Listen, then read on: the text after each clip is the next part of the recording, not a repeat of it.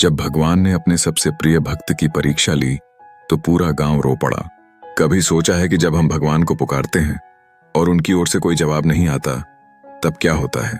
क्या यह हमारी भक्ति की हार होती है या भगवान हमारी परीक्षा ले रहे होते हैं? आज मैं आपको एक ऐसी कहानी सुनाने जा रहा हूं जो आपको अंदर तक झकझोर देगी। यह कहानी है आयुष की, एक सीधा साधा युवक जिसकी भक्ति और आस्था ने उसे ऐसा सबक सिखाया जो जीवन भर याद रहेगा। आयुष एक छोटे से गांव में रहता था। उसकी जिंदगी बेहद साधारण थी, लेकिन उसकी भक्ति असाधारण थी। हर सुबह वह मंदिर जाता, भगवान के चरणों में बैठता और कहता, हे प्रभु, मुझे बस इतना आशीर्वाद दीजिए कि मैं कभी आपकी राह से न भटकूं। पर कहते हैं ना कि जब भगवान से प्रेम करते हो तो वे तुम्हें कमजोर नहीं बल्कि और मजबूत बनाना चाहते हैं। आयुष की परीक्षा का समय शुरू हो चुका था।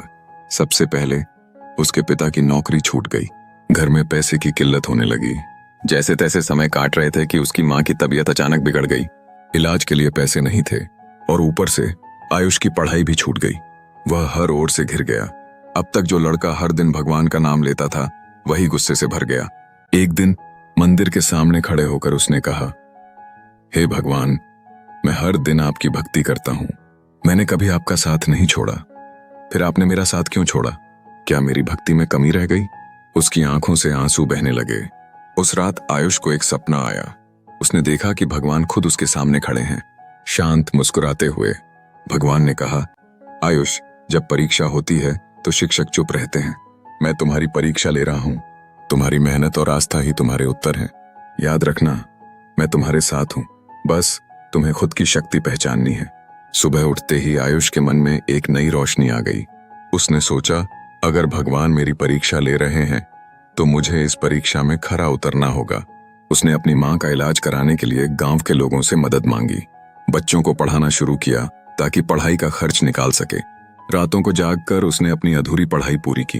धीरे धीरे उसकी मेहनत रंग लाने लगी। उसे एक स्कॉलरशिप मिली, फिर एक बड़ी कंपनी में नौकरी।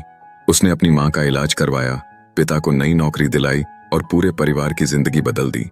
एक दिन आयुष उसी मंदिर गया जहां उसने भगवान से सवाल पूछा था। उसने भगवान के चरणों में सिर झुकाते हुए कहा, हे प्रभु, आपकी खामोशी ही मेरा सबसे बड़ा उत्तर थी। आपने मुझे मेरी ताकत पहचानने का मौका दिया, धन्यवाद। मंदिर में मौजूद सभी लोग उसकी कहानी सुनकर भावुक हो गए। किसी की आंखों में आंसू थे तो किसी के मन में नई प्रेरणा। दोस्तों, भगवान चमत्कार नहीं करते, वे हमें वो शक्ति देते हैं जिससे हम खुद अपने चमत्कार बना सकें। उनकी खामोशी में भी प्रेम छिपा होता है। बस हमें विश्वास और कर्म के साथ उनकी परीक्षा में खरा उतरना है। क्या आप भी भगवान की परीक्षा में खरे उतरेंगे? कमेंट करें, क्या आपने कभी भगवान की खामोशी महसूस की है? वीडियो को लाइक और शेयर करें ताकि ये प्रेरणादायक कहानी हर दिल तक पहुंचे।